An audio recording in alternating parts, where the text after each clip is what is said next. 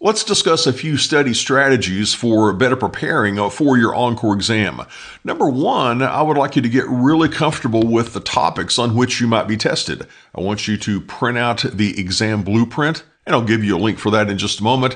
And I also want you to schedule out your study time. I don't want you to just have the intent of studying. I always say what gets scheduled gets done. I want you to actually calendar it out and estimate how much time various study tasks are going to take you. It's going to be a rough guess, but it's going to get us going. And finally, I want you to get your hands dirty. And by that, I mean hands-on experience. Because knowing how to do configuration and verification and troubleshooting, it's not only a requirement for the real world, you're probably going to be challenged on the exam with a few simulations where you have to do some configuration and or verification. But let's get started by taking a look at how we can get acquainted with the exam objectives. And I've got a link for you.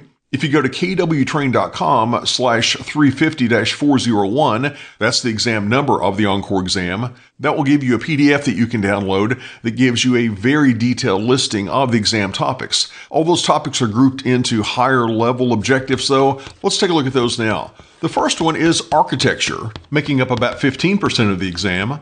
Virtualization, here we're talking about virtual devices, VXLANs, Lisp, that's 10%. Infrastructure is the big one. That's where we're getting into routing protocols and a lot of the supporting services. It's here where you want to really know things like OSPF and BGP. Network assurance, that's going to make up 10%. Security, 20%. And finally, automation and AI making up 15%. And again, these are the high-level topics. I want you to get that PDF and download it and print it out and make sure you're feeling good about each and every one of the individual topics listed on that blueprint.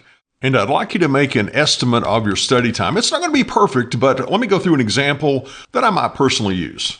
The first thing I'm going to decide is how many hours a week that I can commit to studying. And maybe for me, it's 8 hours a week. Well, that's not specific enough. I need to identify in my weekly schedule where are those 8 hours coming from. And I might say, well, I could get up an hour early Monday through Friday before work, put in some study time then, maybe on Saturday before the family gets up and moving around. I could get up 3 hours early and do some work on Saturday morning. That would give me my total of 8 hours per week. If I go through all this video material maybe again and take notes along the way, even though the run time is less than 30 hours, by the time I pause and take some notes and maybe review something, I might spend 30 hours just going through and taking notes on the videos. And in preparation for the exam, I might spend 10 hours, maybe a bit more, going through the module quizzes in this course as well as the practice exams, making sure that I'm scoring consistently 90% or higher. Also, we talked about the importance of getting some hands-on practice. Maybe I spend 10 hours or more doing that, going through some of the lab guides in this course. And then I want to look through that exam blueprint again and identify any weak spots. I might look at an OSPF topic and feel good about that, but maybe I'm weak on a BGP topic. I might want to go back and review that, maybe do another lab on that. And if we add all that up, that's about 60 hours of total preparation that I'm estimating it would take me. And I said I could commit 8 hours per week. Well, if we do some quick math, that comes out to about 7.5 weeks that it should take me to get ready for this exam starting now. Again, this is an estimate, but it gives me something to go by, and you plug in numbers that make sense for you. But be sure and begin by identifying where those blocks of study time are coming from every week. And once you know about how long it's going to take you to get ready for the exam, I recommend you go ahead and register for that exam. And you saw in a previous video how to do that. One reason I think it's good to go ahead and register early is, for me anyway, it creates a bit of personal accountability. I know the date is coming, and that puts a little extra pressure on me to stay on top of my studies. But I know that there is a safety net if life happens and for some reason I'm just not anywhere near ready to take the exam on the scheduled date, I can reschedule it. And there's typically not a cost for that.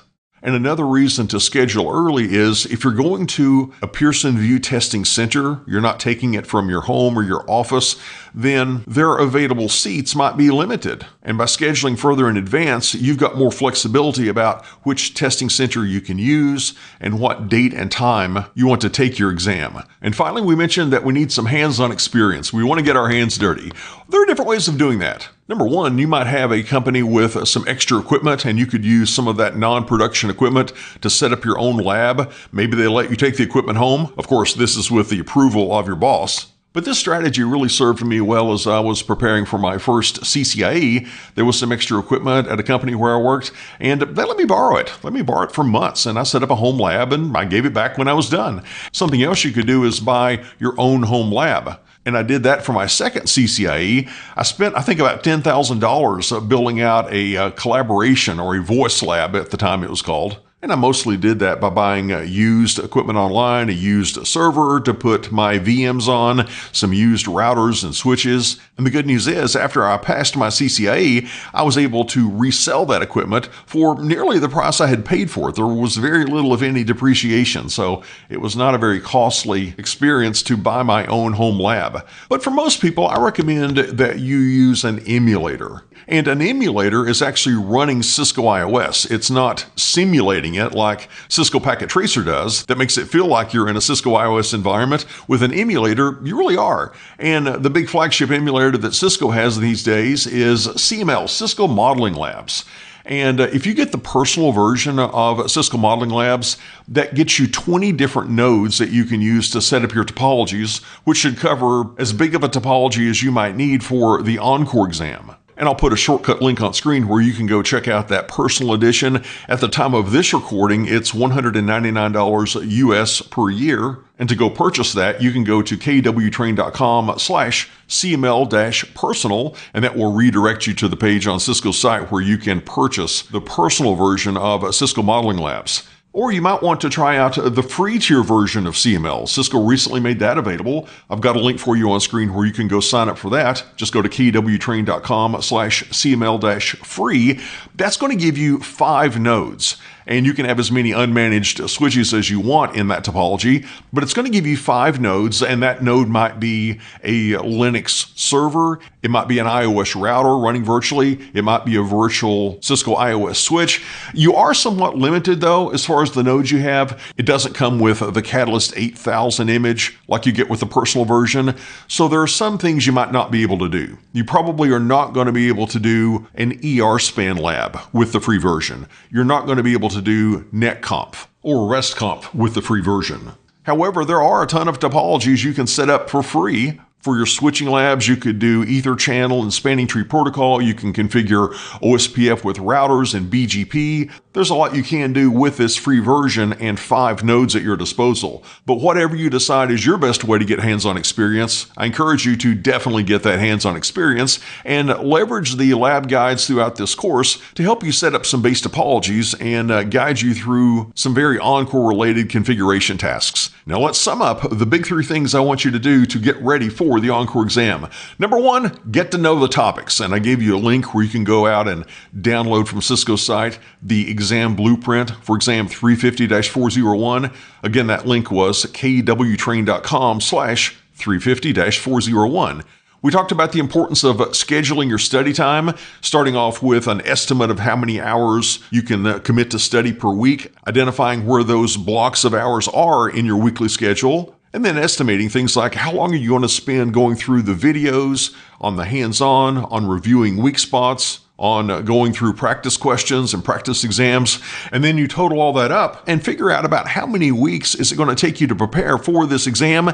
And I encouraged you to go ahead and get registered. You might want to register for just a few days beyond your estimated completion date. And finally, we talked about the importance of getting your hands dirty. And for most people, I would recommend that you do that through the Cisco Modeling Labs emulator. Whether you get the free version, which will allow you to do many of the labs in this course, or if you want to have the flexibility of doing all the labs in this course, you might want to check out the CML personal version. Again, that's $199 US at the time of this recording. And now that we've discussed some tactical strategies for preparing for this exam, join me in our next video, if you would, as we talk about how we can approach the exam psychologically so we can show up as our best self on exam day.